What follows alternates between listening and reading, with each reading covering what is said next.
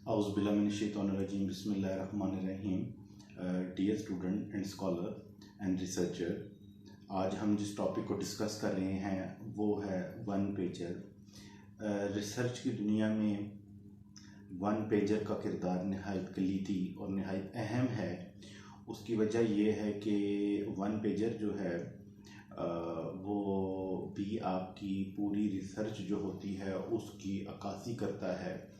पूरे थीसिस के अंदर या पूरे रिसर्च प्रोजेक्ट के अंदर जो जो इक़दामात किए जाते हैं वो तमाम के तमाम नहायत ही प्रिसाइज़ फॉर्म के अंदर बड़े जामे और बड़े ही मुंतखब अल्फाज के साथ जो है उसको वन पेजर के अंदर लिख दिया जाता है। आम तौर पर जब भी कोई स्कॉलर जो है MS या PhD लेवल का उसके प्रपोज़ल को जब बस्तर में भेजा जाता है, जो कि एक बोर्ड है, बोर्ड ऑफ एडवांस रिसर्च के हवाले से हर यूनिवर्सिटीज़ जो है वो उसको कंडक्ट करवाती हैं, तो उसमें पूरे प्रपोज़ल को लेके जाने के बजाय जो है जो डिपार्टमेंट के हेड होते हैं या HOD हो गए या डीन साहिबान जो होते हैं वो एक पेपर जो है उसको लेकर जाते हैं जिसको वन पेजर कहा जाता है।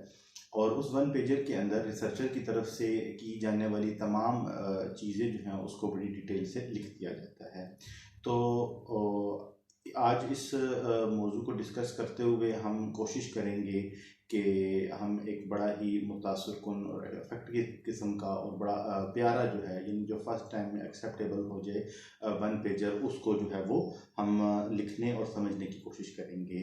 जिस तरह मैंने अपनी प्रीवियस वीडियो में आपको बताया था कि आपने एब्स्ट्रैक्ट राइटिंग किस तरह करनी है और उसके 6 स्टेप्स जो थे उसको मैंने डिस्कस किया था, और आज जो है हम उसी ही तरीके से उसकी एक स्टेप्स को आगे बढ़ाते हैं और हम वन पेजर की तरफ चलते हैं ताकि जो न्यू लर्नर्स जो हैं वो भी इस चीज़ से मुस्तफ़ीद हो सकें।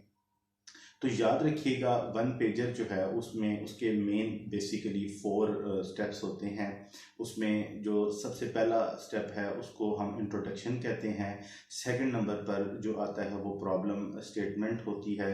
उसके बाद जो थर्ड है वो हमारी रिसर्च मेथोडोलॉजी की हेडिंग होती है, और लास्ट वन जो है वो हमारे पास एक्सपेक्टेड आउटकम्स जो हैं वो होते हैं। अच्छा, जब हम बात करते हैं अपने इंट्रोडक्शन की, तो इंट्रोडक्शन में आपका जो भी रिसर्च एरिया होगा उस रिसर्च एरिया से आपने प्रॉब्लम जो थी उसको आइडेंटिफाई किया। जिस तरह के मैंने अपनी प्रीवियस वीडियो में बताया कि रिसर्च गैप जो है वो कितनी किस्म के होते हैं, और इंशाल्लाह ताला अभी आगे आने वाली एक वीडियो में आपको बताया जाएगा कि रिसर्च गैप जो है उसको हम कैसे फाइंड करते हैं किसी भी एरिया ऑफ इंटरेस्ट में से। तो जब हमने अपना प्रॉब्लम जो था उसको डायग्नोस कर लिया, हमने उसको फाइंड आउट कर लिया, तो उसके बाद हमारे पास कुछ इंडिकेटर्स जो हैं वो आते हैं जिसको हम वेरिएबल्स का नाम देते हैं। कुछ वेरिएबल्स आपके इंडिपेंडेंट वेरिएबल्स कहलाते हैं और कुछ हमारे डिपेंडेंट वेरिएबल्स कहलाते हैं। तो ऐसी सिचुएशन के अंदर जब हमारे पास वेरिएबल्स आ जाते हैं तो हम अपने इंट्रोडक्शन के पोर्शन में सबसे पहले अपने उन वेरिएबल्स को जो है वो डिफ़ाइन करते हैं एक लाइन के अंदर, जो सबसे ज़्यादा लेटेस्ट और अप टू डेट डेफिनेशन दी जाती है उसको इस्तेमाल करते हुए जो है वो हम अपनी उस फिनोमिना को एक्सप्लेन करते हैं। उसके बाद हम आ जाते हैं अपने ऑब्जेक्टिव्स के ऊपर। अब डेफिनेटली जब हमने अपना प्रॉब्लम जो था उसको डायग्नोस किया, तो उसके बाद हमने उस रिसर्च गैप को फिल करने के लिए जो हमारी रिसर्च जो है उसने कुछ कंट्रीब्यूशन देनी है, उसके कुछ ऑब्जेक्टिव्स हमने डेवलप किए हुए थे, तो उन हम ऑब्जेक्टिव्स को मेंशन कर लेते हैं, और यूँ हमारा जो इंट्रोडक्शन का पोर्शन होता है वो कंप्लीट हो जाता है। अच्छा, इसके बाद हम अपनी जब सेकंड हेडिंग्स के ऊपर आते हैं वो प्रॉब्लम स्टेटमेंट होती है। यानी प्रॉब्लम स्टेटमेंट में भी हम पहले अपनी बेसिक जो टर्म्स हैं, जो हमारा ऑब्जेक्टिव है या हमारा जो मेन थीम है, हम उसकी कुछ डिफरेंट जो है वो डेफिनेशंस उसको इस्तेमाल करते हैं, और उसके बाद हम प्रॉब्लम जो है उसको फाइंड आउट करते हैं। यानी हमें ऐसे फील होना चाहिए कि एक सेंटेंस है वो आपके प्रॉब्लम स्टेटमेंट को शो करेगा, करेगा, एक सेंटेंस ऐसा है जो कि आपकी सिग्निफिकेंस ऑफ स्टडी को बताएगा। इसी तरह एक सेंटेंस जो है वो आपका प्योरली प्रॉब्लम स्टेटमेंट का होगा, और जो आप ये कह लें कि हम जिस तरह एक तमहीदी गुफ्तगू करते हैं किसी एक मेन फिनोमेना को की तरफ आने के लिए, हम पहले जर्नल डिस्कशन करते हैं। हम उस जर्नल डिस्कशन को स्पेसिफाइड करते हुए इंटरलिंक करते हैं अपने फिनोमेना के साथ, और फिर उसके बाद उस फिनोमेना जो है उसको जब हमने डिफाइन कर लिया तो फिर हमने बताया कि भी ये जो हमारी रिसर्च जो है वो इस गैप को फिल करेगी। तो ऐसे अल्फाज का इंतखाब हमने करना है अपनी प्रॉब्लम स्टेटमेंट के अंदर, ताकि पढ़ने वाले को ये पता लग सके कि ये जो गैप मौजूद था, इस गैप को इस स्टडी की मदद से फिल किया जा सकेगा। तो सबसे ज़्यादा जो चीज़ डिस्कस की जाती है वो यही होती है कि आपने ये सेंटेंस तो लिख दिया, अब इसमें प्रॉब्लम स्टेटमेंट वाला जो है वो सेंटेंस कहाँ पर है। यानी बहुत सारे मैंने एक्सपर्ट से ये बात डिस्कस भी की और उनसे ये चीज़ पूछने की कोशिश की कि हम एक अफेक्टिव प्रॉब्लम स्टेटमेंट जो है उसको कैसे लिखते हैं। तो उन्होंने कहा अगर समझने बैठें तो शायद ये 1 से 2 मिनट की बात है, और ना समझने बैठें तो शायद आप सारी ज़िंदगी ना लिख सकें। तो मैंने उनसे ये बात करने के बाद ये अख़ज़ किया कि वाकई ही प्रॉब्लम स्टेटमेंट एक बड़ी टेक्निकल तरीके से लिखी जाने वाली एक स्टेटमेंट होती है, जो कि आपकी रिसर्च स्टडी, आपके फिनोमेना को जो है वो पहले इलेबोरेट करती है, और उसके बाद फिर आप अपने वो अल्फाज इस्तेमाल करते हैं जिनकी मदद से आप ये कह सकते हैं कि ये जो मेरी की जाने वाली रिसर्च जो है वो इस एग्जिस्टिंग गैप को कवर करेगी। तो ये ऐसा अल्फाज जो है आपने ज़रूर इस्तेमाल करने हैं ताकि आपकी प्रॉब्लम स्टेटमेंट की जो फॉर्मेशन जो है उसको ठीक समझा जा सके। उसके बाद रिसर्च मेथड की हम जब बात करेंगे तो रिसर्च मेथड जिस तरह हमें पता लग गया कि नाम से ही कि ये स्टैटिस्टिकल आप ये कह लें कि टूल्स और स्टैटिस्टिकल जो चीज़ें हैं उससे रिलेटेड जो है वो एक पैराग्राफ होता है। इसमें बेसिकली आप अपनी रिसर्च की बताते हैं कि आपकी रिसर्च की नेचर क्या होगी, आप कौन सी मेथड इस्तेमाल करेंगे, डिस्क्रिप्टिव रिसर्च आप यूज़ कर रहे हैं, एक्सपेरिमेंटल रिसर्च आप कर रहे हैं, क्वालिटेटिव रिसर्च कर रहे हैं, क्वांटिटेटिव कर रहे हैं, कौन सा स्टैटिस्टिकल टूल आप यूज़ करेंगे, आपकी सैम्पलिंग टेक्निक कैसे होगी और कौन सी होगी, आपकी पॉपुलेशन कैसे सिलेक्ट की जाएगी। तो इस तरह आप इस के अंदर जो है ये बताते हैं आपकी जो आपकी रिसर्च की टूल्स की डेवलपमेंट होती है। जिस तरह आपने कोई क्वेश्चनियर डेवलप करना है, फिर आपने उसकी वैलिडिटी कैसे चेक करनी है, फिर उसकी रिलायबिलिटी आपने कैसे चेक करनी है। इसके अलावा अगर आप अपना जो इंटरव्यू करना चाह रहे हैं तो वो इंटरव्यू के क्वेश्चंस कैसे बनेंगे और वो क्वेश्चंस कैसे आपके मेन थीम जो है उसको सपोर्ट करेंगे। तो ये सारी बात जो है वो हम अपने रिसर्च मेथड के अंदर जो है वो डिस्कस कर लेते हैं, और करते भी बड़े प्रिसाइज हैं, टू द पॉइंट वर्जन के साथ हैं। कभी भी मुश्किल लफ्ज़ का इंतखाब कभी भी ना करें अपने 1 पेजर के अंदर। बिल्कुल सादा सी लैंग्वेज, सादा अल्फाज इस्तेमाल करें ताकि कम से कम क्वेश्चनिंग की जा सके।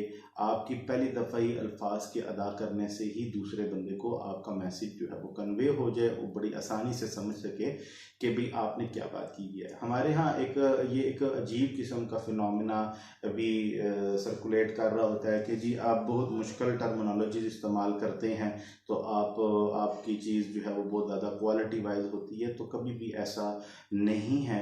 आप जितने ज़्यादा अल्फाज के अंदर अपनी बात को कहेंगे उतनी ज़्यादा ऑडियंस और उतने ज़्यादा लोग आपकी बात को समझ सकेंगे, और जब वो चीज़ को समझ सकेंगे तो तभी वो यकीनन उसकी इम्प्लीमेंटेशन की तरफ जाएंगे। अगर एक चीज़ जो है वो समझ से ही बालातर है तो उसकी इम्प्लीमेंटेशन भी पॉसिबल नहीं होती। तो इसलिए 1 पेजर के अंदर आपकी टर्मिनोलॉजी बेसिक्स मतलब उसके साथ हो, बड़े आसान अल्फाज का इंतखाब आप करें ताकि जो भी आपके जो बसर में इवेलुएटर बैठे हुए हैं जिन्होंने अपनी ऑब्जर्वेशंस देनी है, आपको गाइड करना है, वो बड़ी आसानी से आपकी कही हुई बात को समझ सकें और उस चीज़ को जो है वो एक्सेप्ट कर सकें। तो इसलिए आपने कोशिश करनी है कि रिसर्च मेथड मेथोडोलॉजी ये आपका प्योर स्टैटिस्टिकल पार्ट होगा। इसमें आपके एनालिसिस के टूल्स के ऊपर आप बात कर लेंगे कि आपने जो है इन्फ्रेंशियल स्टैटिस्टिक लगानी है या डिस्क्रिप्टिव स्टैटिस्टिक इस्तेमाल करनी है। अगर तो डिस्क्रिप्टिव स्टडी करनी है तो आप mean, median, mode, geometric mean, harmonic mean, average, percentile, ये चीज़ें आप इस्तेमाल करेंगे। कुछ भी मतलब टेस्ट ले लेंगे। इसी तरह अगर आप इन्फ्रेंशियल स्टैटिस्टिक की तरफ जाते हैं तो इन्फ्रेंशियल स्टैटिस्टिक में फिर आप जो है वो काई टेस्ट लगाएं, टी टेस्ट लगाएं, जी टेस्ट लगाएं और डिफरेंट और टेस्ट जो है वो जिस तरह कार्ल पीसन है, ये डिफरेंट इन्फ्रेंशियल स्टैटिस्टिक के अंदर यूज होने वाली डिफरेंट टेक्निक्स हैं, तो आप इनका इस्तेमाल करते हैं। तो वो चीज़ आप मेंशन करते हैं कि जो आपकी स्टडी को सपोर्ट करती है। उसके बाद आपके पास सबसे जो इम्पोर्टेंट जो है वो पोर्शन है वो आपका आ जाता है एक्सपेक्टेड आउटकम्स के मतलब। तो एक्सपेक्टेड आउटकम्स जो होती हैं बेसिकली वो ये है कि आपकी रिसर्च कंडक्ट करने से क्या रिस्पॉन्स आएगा। ठीक है, बात इस तरह होगी यानी कि या तो आप अगर एक्सपेरिमेंटल स्टडी कर रही हैं तो उसका अफेक्ट आ भी सकता है और उसका अफेक्ट नहीं भी आ सकता है। तो आपके जो ऑब्जेक्टिव्स होते हैं, कोशिश होती है कि आप उन्हीं ही ऑब्जेक्टिव्स को एक्सपेक्टेड आउटकम्स के अंदर सेटल करें। यानी बहुत ज़्यादा जो चीज़ देखी है, स्कॉलर्स एक्सपेक्टेड आउटकम्स को जब डेवलप कर रहे होते हैं, इस पोर्शन को जब लिख रहे होते हैं तो वो क्या करेंगे, वो चैट जीपीटी और डिफरेंट एआई टूल्स जो हैं उसका इस्तेमाल करके एक्सपेक्टेड आउटकम्स को लिखने की कोशिश करते हैं। तो होता ये है कि एक्सपेक्टेड आउटकम वो लिख तो लेते हैं लेकिन वो आपकी जो रिसर्च है उसको सपोर्ट नहीं करते। तो ऐसे में मोस्टली ऐसा देखने में आया है कि बसर जैसी मीटिंग जो होती है या कोई भी फैकल्टी बोर्ड वगैरह या कोई भी मतलब बोर्ड अगर हो जिसमें आपने अपने प्रोजेक्ट को डिफेंड करना होता है, वो वहाँ से ऑब्जर्वेशंस के साथ रिजेक्ट हो जाता है या पार्शली वो एक्सेप्ट हो जाता है। उसकी वजह यही होती है कि जब भी आप एक्सपेक्टेड आउटकम्स लिखें तो एक्सपेक्टेड आउटकम्स आपकी स्टडी ही की उसकी रिफ्लेक्शन होने चाहिए। तो उसमें भी ऐसे अल्फाज का इस्तेमाल करें कि अगर तो आपकी स्टडी या तो इफ़ेक्ट करेगी या नहीं करेगी, तो आपके ऑब्जेक्टिव ही आपके एक्सपेक्टेड आउटकम्स होते हैं। और ये तमाम उन न्यू पीएचडी स्कॉलर्स और रिसर्चर्स के लिए मुफीद होगी कि वो भी इस चीज़ को इसी ही पर्सपेक्टिव में देखें और अपने जो सुपरवाइजर्स हैं और अपने जो उनके इंचार्ज हैं जिनके साथ वो मिलकर काम कर रहे हैं उनसे भी इस टॉपिक को ज़रूर डिस्कस करें, क्योंकि एक्सपेक्टेड आउटकम्स आपकी ऑब्जेक्टिव ही की रिफ्लेक्शन में आते हैं कि या तो आपने जो जो जो जो स्टडी डिसाइड की है या तो वो एक्सेप्टेबल होगी, यानी उससे वो असरात जो कि आपने कहे थे वो होंगे, यानी आपका हाइपोथेसिस एक्सेप्ट होगा, या दूसरी तरफ ये होगा कि वो आपका एक्सेप्ट नहीं होगा। तो ऐसी सिचुएशन के अंदर जब भी हम एक्सपेक्टेड आउटकम्स की बात करेंगे तो लफ्ज़ देख लें एक्सपेक्टेड आउटकम्स हैं, तो यही यानी पॉसिबल किस्म की जो रिजल्ट्स आपके पास आने हैं वो आपके ऑब्जेक्टिव ही से बिलोंग करेंगे, उसी के साथ वो लिंक होंगे। तो अगर हम मुख्तसरन इस चीज़ को देखें तो वन पेजर जो था वो आपका एक पेज के ऊपर मुश्तमिल होगा और उसके बाद जो है उसके अंदर इतनी प्रिसाइज और इतने जामे किस्म की बात आपने लिखनी है जो कि आपकी बिल्कुल तरतीब वाइज आपने लिखनी है कि आपने अपने टॉपिक की मेन टर्मिनोलॉजी को वेरी फर्स्ट जो सेंटेंसेस हैं उसके अंदर अपने एक्सप्लेन कर देना है, उसके बाद अपने ऑब्जेक्टिव्स को डिफाइन कर लेना है, उसके बाद आप प्रॉब्लम स्टेटमेंट लिखेंगे। प्रॉब्लम स्टेटमेंट में भी आपने अपने फिनोमिना जो आपका प्रॉब्लम है उसको कम से कम अल्फाज में और जामे से जामे तरीके से आपने लिख लेना है। उसके बाद जो है वो आपने अपनी उस गैप को आपकी स्टडी कवर करेगी, तो आपने एक ऐसा तो प्रिसाइज नॉलेज आपके पास होना चाहिए। उसके बाद जो है आपकी जो टर्मिनोलॉजीज है आप इस्तेमाल करेंगे वो टर्मिनोलॉजीज आपकी रेलिवेंट टू दी स्टडी हो। और उसके बाद एक सेंटेंस जिसकी बात अभी हम पहले भी कर रहे थे कि वो सेंटेंस आपको ये बताता हो, यानी आप उस सेंटेंस को पढ़ने के बाद ये बात क्लियर हो कि ये जो आपकी स्टडी है ये उस एग्जिस्टिंग गैप को कवर करेगी। तो ये एक स्टेटमेंट आपने देनी है, ठीक है। उसके बाद फिर हम अपनी मेथडोलॉजी को डिस्कस करेंगे, और मेथडोलॉजी को भी आपने बड़ी ही सादा अल्फाज के अंदर लिखना है। इतनी गंभीर किस्म की इंग्लिश के अंदर आपने नहीं जाना, ताकि आम फहम बंदा जो है वो भी आपकी स्टडी को पढ़कर आपको समझ सके, ठीक है, आपकी स्टडी को समझ सके। और उसके बाद जब हम एक्सपेक्टेड आउटकम्स की बात करते हैं, तो एक्सपेक्टेड आउटकम्स भी आपके आपके ऑब्जेक्टिव के अकॉर्डिंग होने चाहिए।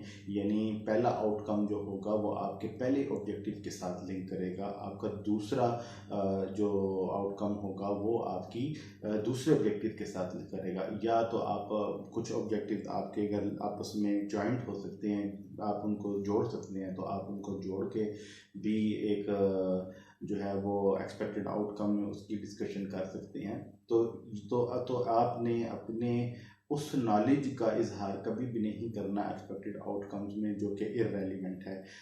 हम समझते हैं कि हर बंदे के पास इल्म है और वो बात को कहने और समझने की सलाहियत रखता है, लेकिन जब हम वन पेजर लिखते हैं तो उस वन पेजर के अंदर हमें उससे ज़्यादा ऊपर की जो सलाहियत है कि हम अकॉर्डिंग टू दी कंटेंट रहें, हम अपने टॉपिक के ऊपर रहें और अपने ऑब्जेक्टिव को ही वहाँ पर एक्सप्लेन कर लें, तो वो सबसे ज़्यादा अच्छी चीज़ होती है।